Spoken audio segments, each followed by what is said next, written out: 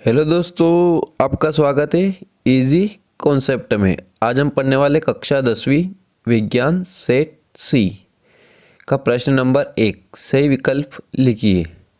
Number 1, H2 का योग तथा O2 का ह्रास किस प्रकार की अभिक्रिया है? तो अपचयन अभिक्रिया है। सोने और प्लेटिनम को गलाने वाले अम्ल का नाम क्या है? तो एक्वारिजिया या अम्लराज।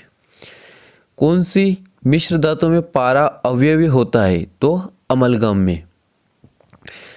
चावल के पानी में कुछ बूंद किस विलयन की डालने पर विलयन का रंग नीला काला हो जाता है? तो आयोडीन। गर्भाशय तथा भ्रूण के मध्य बनने वाली नलीनुमा संरचना कहलाती है? तो प्लेजेंटा। वाहनों के पीछे का दृश्य देखने के लिए किस दर्पण का उपयोग किया जाता है? तो उत्तल दर्पण का। विभवांतर मापक यंत्र है? तो वोल्टमीटर। एक्वारिजिया या अम्लराज में सांद्र हाइड्रोक्लोरिक अम्ल तथा सांद्र नाइट्रिक अम्ल के मिश्रण का किस अनुपात में होगा? तो सांद्र हाइड्रोक्लोरिक अम्ल 3 और नाइट्रिक अम्ल 1, तो 3:1। प्रश्न क्रमांक 2, रिक्त स्थानों की पूर्ति कीजिए का नंबर 1। टमाटर में रिक्त स्थान अम्ल होता है? तो ऑक्जेलिक अम्ल। मानव नेत्र में प्रकाश एक पतली झिल्ली से होकर प्रवेश करता है जिसे रिक्त स्थान कहते हैं? तो कार्निया या स्वच्छ मंडल।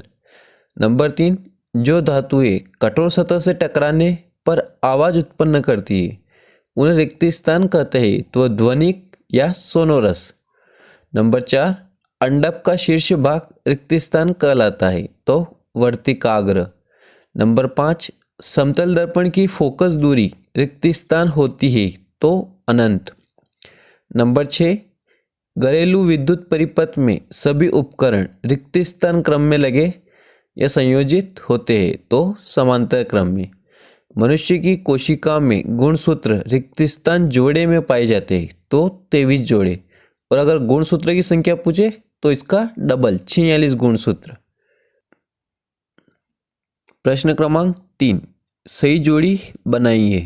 तो बल्ब का टंगस्टन, इंद्रधनुष वर्ण विक्षेपण, लिटमस पेपर लिचेन, स्फाइग्नोमेनोमीटर रक्तदाब, वृषण शुक्राणु उत्पादक, उत्तल लेंस बीच में मोटा एवं किनारों पर पतला, मेंडल आनुवंशिकता, थायरॉक्सिन का संश्लेषण आयोडीन द्वारा।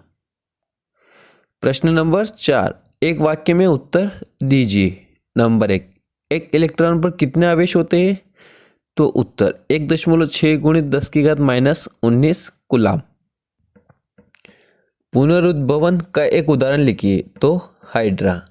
एक आपतित किरण समतल दर्पण पर 30 डिग्री का आपतन कोण है तथा परावर्तन कोण का मान क्या होगा? तो परावर्तन कोण का मान भी 30 डिग्री होगा, क्योंकि परावर्तन का नियम है कि आपतन कोण का मान और परावर्तन कोण का मान हमेशा बराबर होता है। विद्युत धारा के चुंबकीय प्रभाव की खोज किसने की थी? तो इसकी प्रभाव की खोज ओस्टर्ड ने की थी। पादप की वृद्धि को सदमन करने वाले हार्मोन्स का नाम लिखिए। तो एब्सिसिक हार्मोन्स या ABA हार्मोन्स, मतलब ये ऐसा हार्मोन्स है जो पौधों की वृद्धि का दमन करता है। क्वेश्चन नंबर 6, मनुष्य में वमन तथा रक्तदाब का केंद्र मस्तिष्क के किस भाग में होता है? तो पश्च मस्तिष्क। नंबर 7, जो पदार्थ सूक्ष्म जीवों द्वारा अपघटित होते क्या कहलाते? तो जैव निम्नीकरण। प्रश्न क्रमांक 5वां, पारितंत्र में कितने प्रकार के घटक होते उनके नाम लिखिए। तो पारितंत्र में 2 घटक होते, जैविक घटक और अजैविक घटक। अथवा क्वेश्चन, खाद्य श्रृंखला एवं खाद्य जाल में अंतर लिखिए। तो खाद्य श्रृंखला एवं खाद्य जाल। तो खाद्य श्रृंखला में आहार श्रृंखला जीवों की एक श्रृंखला है जो अपने पोषण के लिए एक दूसरे पर निर्भर होते हैं। और खाद्य जाल में अनेक आहार श्रृंखला होती है। खाद्य श्रृंखला में जीव संख्या कम होती है और खाद्य जाल में जीव संख्या अधिक होती है। प्रश्न क्रमांक 6, 2 कारक जो नई स्पीशीज के उद्भव में सहायक है, नाम लिखिए। तो ऐसे दो कारक जो नई स्पीसीज के उद्भव के लिए बाह्य भौगोलिक वातावरण और दूसरा आनुवंशिक गुणों में परिवर्तन। अथवा क्वेश्चन, समजात को उदाहरण देकर समझाइए। तो प्राणियों में ऐसे अंग जो उत्पत्ति और जन्म के समय समान थे लेकिन कार्य में भिन्न है, समजात अंग कहलाते हैं। उदाहरण के लिए मनुष्य के हाथ और चमगादड़ के पंख। अगर आपको वीडियो पसंद आया तो वीडियो को लाइक एवं चैनल को सब्सक्राइब जरूर करें। 7वां, प्रोपेन और ब्यूटेन की संरचना सूत्र चित्रित कीजिए। तो प्रोपेनॉन और ब्यूटेनॉन की संरचना सूत्र। अथवा का क्वेश्चन है, साबुन और अपमार्जक में दो अंतर लिखिए। तो साबुन और अपमार्जक, साबुन कठोर जल में झाग नहीं देते, अपमार्जक कठोर जल में झाग देते हैं। जल में उपस्थित कैल्शियम और मैग्नीशियम लवण के साथ अविलय होते हैं साबुन, अपमार्जक जल में उपस्थित कैल्शियम और मैग्नीशियम लवण के साथ विलय होते हैं। प्रश्न क्रमांक 8वां, चुंबकीय क्षेत्र उत्पन्न करने के दो तरीके लिखिए। तो चुंबकीय क्षेत्र उत्पन्न करने के तरीके, नंबर 1, किसी तार में विद्युत धारा प्रवाहित करके, नंबर 2, किसी प्रबल चुंबक की सहायता से। अथवा क्वेश्चन है, फ्लेमिंग के बाएं हाथ का नियम लिखिए। तो ये सेट डी में मैंने प्रश्न क्रमांक 7वां करवा दिया। चुंबकीय क्षेत्र रेखाओं के कोई दो गुण लिखिए। तो चुंबकीय रेखाओं के गुण, चुंबकीय रेखा एक वक्र का निर्माण करती है जो बाहर की ओर उत्तरी ध्रुव से दक्षिण की ध्रुव की ओर जाती है। चुंबकीय क्षेत्र रेखाएं एक दूसरे को कभी नहीं काटती। फ्लेमिंग के दाएं हाथ का नियम लिखिए। तो फ्लेमिंग के दाएं हाथ का नियम, यदि आप हाथ की तर्जनी, मध्यमा एवं अंगूठे को परस्पर लंबवत दिशा में फैलाएं और यदि तर्जनी चुंबकीय क्षेत्र की दिशा में तथा अंगूठा चालक की दिशा प्रदर्शित करे तो मध्यमा प्रेरित विद्युत धारा की दिशा को प्रदर्शित करेगी। यही फ्लेमिंग के दाएं हाथ का नियम है। प्रश्न क्रमांक 10वां, यदि 12 वोल्ट विभवांतर के दो बिंदुओं के बीच 4 कूलम आवेश को ले जाने में कितना कार्य किया जाएगा। तो कार्य बराबर विभवांतर गुणित आवेश। तो कार्य बराबर 12 गुणित 4, क्योंकि विभवांतर 12 और आवेश 4, तो 12 चौक 48, तो 48 जूल, क्योंकि कार्य की इकाई जूल होती है। अथवा का, किसी चालक का प्रतिरोध प्रभावित करने वाले दो कारक लिखिए। तो चालक के प्रतिरोध को प्रभावित तार की लंबाई पर, नंबर 2, चालक तार के अनुप्रस्थ काट का क्षेत्र। गोली दर्पण किसे कहते हैं? गोली दर्पण के प्रकार लिखिए। तो गोली दर्पण, वे दर्पण जिनका परावर्तक पृष्ठ गोली होता है उन्हें गोली दर्पण कहते हैं। यह दो प्रकार के होते हैं, अवतल दर्पण, उत्तल दर्पण। अथवा वास्तविक प्रतिबिंब और आभासी प्रतिबिंब में दो अंतर लिखिए। तो वास्तविक प्रतिबिंब यह सदैव उल्टे बनते हैं, आभासी प्रतिबिंब ये सदैव सीधे बनते हैं। वास्तविक प्रतिबिंब इसे पर्दे पर प्राप्त किया जा सकता है, आभासी प्रतिबिंब इसे पर्दे पर प्राप्त नहीं किया जा सकता है। प्रश्न क्रमांक 12वां,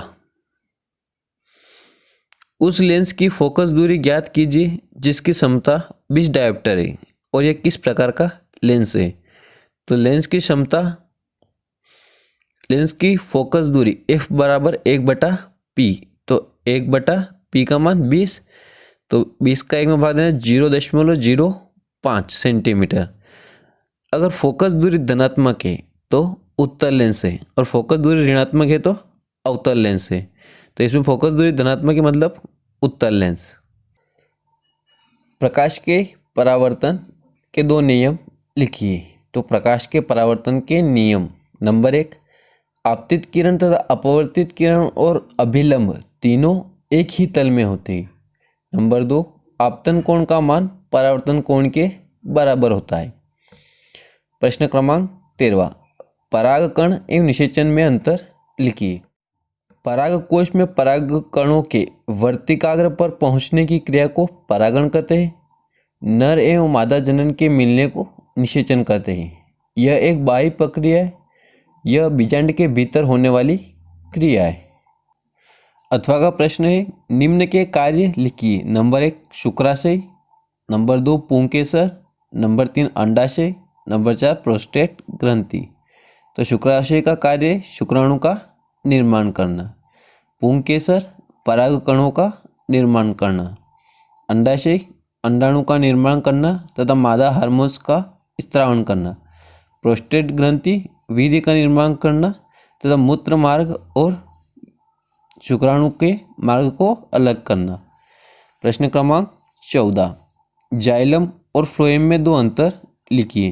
तो जाइलम और फ्लोएम, जाइलम जल का परिवहन करता है तथा फ्लोएम भोज्य पदार्थों का निर्माण और परिवहन करता है। जाइलम मिट्टी से खनिज तत्वों को पत्ती तक पहुंचाता है, फ्लोएम प्रोटीन कार्बोहाइड्रेट आदि को जड़ों तक पहुंचाता है। आलिंद और निलय में अंतर लिखिए। तो आलिंद और निलय, आलिंद शरीर से अशुद्ध रक्त दाएं आलिंद में आता है और दाएं निलय से रक्त फेफड़ों में पहुंचता है। फेफड़ों से शुद्ध रक्त बाएं आलिंद में आता है और बाएं निलय से शुद्ध रक्त शरीर में पहुंचता है। आलिंद की भित्ति पतली होती है, शिरा की भित्ति मोटी होती है। आलिंद छोटे होते हैं, निलय बड़े होते हैं। उभयधर्मी ऑक्साइड क्या होते हैं? दो उभयधर्मी ऑक्साइडों के नाम लिखिए। तो जो ऑक्साइड अम्लीय और क्षारीय दोनों प्रवृत्ति के होते हैं उभयधर्मी ऑक्साइड कहलाते हैं। एल्यूमिनियम ऑक्साइड Al2O3 और जिंक ऑक्साइड ZnO। आयनिक यौगिकों के दो गुण लिखिए। तो आयनिक यौगिकों के दो गुण गलनांक और क्वथनांक उच्च होते हैं तथा विद्युत के सुचालक होते हैं। अगला प्रश्न, श्वसन को ऊष्माक्षेपीय अभिक्रिया क्यों कहते हैं? तो श्वसन में ऑक्सीकरण प्रक्रिया के फलस्वरूप कार्बन डाइऑक्साइड, जल वाष्प, ATP के रूप में ऊर्जा और ऊष्मा बाहर निकलती है। इस कारण श्वसन को ऊष्माक्षेपीय अभिक्रिया कहते हैं। अवक्षेपण अभिक्रिया से आप क्या समझते हो? तो जब दो अभिकारक विलयन आपस में अभिक्रिया करके अविलित ठोस उत्पाद बनाते हैं तो उस विलयन में उस ठोस के कारण अवक्षेपित हो जाते हैं। इस क्रिया को अवक्षेपण कहते हैं। उदाहरण के लिए AgNO3 प्लस NaCl, तो AgCl प्लस NaNO3। प्रश्न क्रमांक 17, कथनों को रासायनिक समीकरण के रूप में परिवर्तित कर उन्हें संतुलित कीजिए। नाइट्रोजन हाइड्रोजन गैस से संयोग करके अमोनिया बनाता है। तो नाइट्रोजन प्लस 3 हाइड्रोजन के अणु, एरो का निशान 2NH3, 2 अमोनिया के अणु बने। हाइड्रोजन सल्फाइड गैस को वायु में दहन करने होने से जल एवं सल्फर डाइऑक्साइड बनता है। तो hydrogen sulphide 2H2S plus 3O2, arrow का निशान 2H2O प्लस 2SO2। पोटेशियम धातु जल के साथ अभिक्रिया करके पोटेशियम हाइड्राइड और हाइड्रोजन गैस देती हैं। तो पोटेशियम 2K प्लस जल 2H2O, एरो का निशान 2KOH प्लस H2। विकृति गंधिता किसे कहते हैं? खाद्य पदार्थों को इसे बचाने हेतु कौन सी प्रक्रिया अपनाई जाती है? तो तेल तथा वसायुक्त खाद्य पदार्थ उपचयित होकर अपना स्वाद और गंध को बदल देते हैं। यह घटना विकृति गंधिता कहलाती है। खाद्य पदार्थों को इससे बचाने के लिए नाइट्रोजन गैस से प्रभावित किया जाता है जिससे ये ऑक्सीजन के संपर्क में नहीं आते। दृष्टि के 3 सामान्य दोषों का वर्णन कीजिए। तो उत्तर, निकट दृष्टि दोष, दूर दृष्टि दोष और जरा दृष्टि दोष। निकट दृष्टि दोष, इसमें निकट की वस्तु स्पष्ट दिखाई देती है लेकिन दूर की वस्तु स्पष्ट नहीं दिखाई देती है। इस दोष का निवारण अवतल लेंस द्वारा किया जाता है।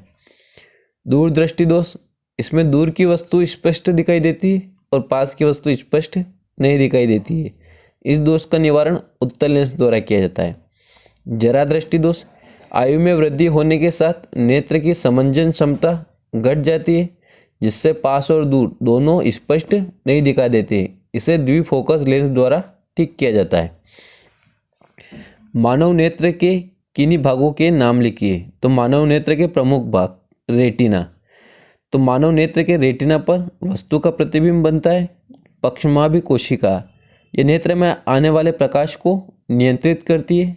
आइरिस या कार्निया नेत्रदान करते समय कार्निया का दान दिया जाता है। शंकु और शलाका यह शंकु अधिक प्रकाश के लिए और शलाका कम प्रकाश के लिए सुग्राही होते हैं। किन्हीं 3 पादप हार्मोन्स के नाम लिखिए और उनके कार्यों का वर्णन कीजिए। तो 3 प्रमुख हार्मोन्स साइटोकाइनिन, एथिलीन, एब्सिसिक या ABA। नंबर 1 साइटोकाइनिन पेड़ पौधों में कोशिका विभाजन में सहायक होते हैं जिससे पौधों की वृद्धि होती है। नंबर 2 एथिलीन यह एक गैसीय हार्मोन है जो फलों को पकाने में सहायक होता है। एब्सिसिक ABA यह बीजों और पौधे की वृद्धि को रोकता है जिससे पौधे बौने रह जाती है। अथवा प्रतिवर्ती चाप के बारे में लिखिए व चित्र बनाइए। प्रश्न क्रमांक 20 निम्न अभिक्रिया को उदाहरण सहित समझाइए। हाइड्रोजनीकरण अभिक्रिया, ऑक्सीकरण अभिक्रिया, प्रतिस्थापन अभिक्रिया और साबुनीकरण अभिक्रिया। तो हाइड्रोजनीकरण अभिक्रिया असंतृप्त हाइड्रोकार्बनिक यौगिक से हाइड्रोजन की क्रिया द्वारा संतृप्त यौगिक को प्राप्त करना हाइड्रोजनीकरण कहलाता है। हाइड्रोजनीकरण द्वारा एथिलीन प्राप्त करना। ऑक्सीकरण अभिक्रिया तो वे अभिक्रिया जिनमें तत्व या यौगिक का ऑक्सीजन से संयोग होता है ऑक्सीकरण कहलाता है, जैसे लोहे पर जंग लगना।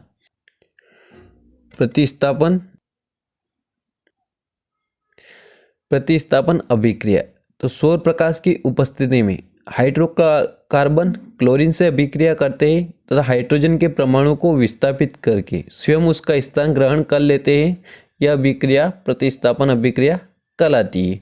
CH4 + Cl2 एरो सूर्य का प्रकाश बराबर CH3Cl + HCl। साबुनीकरण अभिक्रिया एस्टर सोडियम हाइड्रोक्साइड से अभिक्रिया करके सोडियम के कार्बनिक लवण बनाते हैं। यह अभिक्रिया साबुनीकरण कहलाती है। CH3COO(C2H5) + NaOH एरो का निशान CH3COO Na + C2H5OH। एथेनॉल और एथेनोइक में 4 अंतर लिखिए। तो एथेनॉल और एथेनोइक एथेनॉल का क्वथनांक 78 डिग्री सेल्सियस होता है, इसका क्वथनांक 118 डिग्री सेल्सियस होता है। एथेनॉल उदासीन प्रकृति के होते हैं, एथेनोइक अम्लीय प्रकृति के होते हैं। यह क्षारकों से अभिक्रिया नहीं करते, यह क्षारकों से अभिक्रिया करके लवण और जल बनाते हैं। यह कार्बोक्सिलिक से अभिक्रिया कर एस्टर बनाते हैं। एल्कोहल से अभिक्रिया करके एस्टर बनाते हैं। निम्न में पाए जाने वाले अम्लों के नाम लिखिए। तो सिरका में एसिटिक अम्ल, संतरा में साइट्रिक अम्ल, इमली में टार्ट्रिक अम्ल और टमाटर में ऑक्जेलिक अम्ल। प्लास्टर ऑफ पेरिस के 4 उपयोग लिखिए। तो प्लास्टर ऑफ पेरिस के उपयोग टूटी हुई हड्डियों को जोड़ने में, सजावटी मूर्तियाँ व सामग्री बनाने में, सांचे और मॉडल बनाने में, चौक बनाने में, खिलौने बनाने में आदि। वक्राणु की रचना का चित्र सहित वर्णन कीजिए। वक्राणु किडनी की कार्यात्मक इकाई है। इसका अर्थ है कि वक्राणु द्वारा किडनी का मुख्य कार्य किया जाता है। वक्राणु की नलिका केशिका गुच्छ से बनी होती है जिसे ग्लोमेरुलस कहते हैं। यह मूत्र में उपस्थित यूरिया और यूरिक अम्लों को छानकर एक संग्राहिक नलिका में एकत्रित करता है और उपयोगी पदार्थ अभिवाहिका नली द्वारा पुनः रक्त में चले जाते हैं। अगर वीडियो पसंद आया तो वीडियो को लाइक और चैनल को सब्सक्राइब जरूर करें।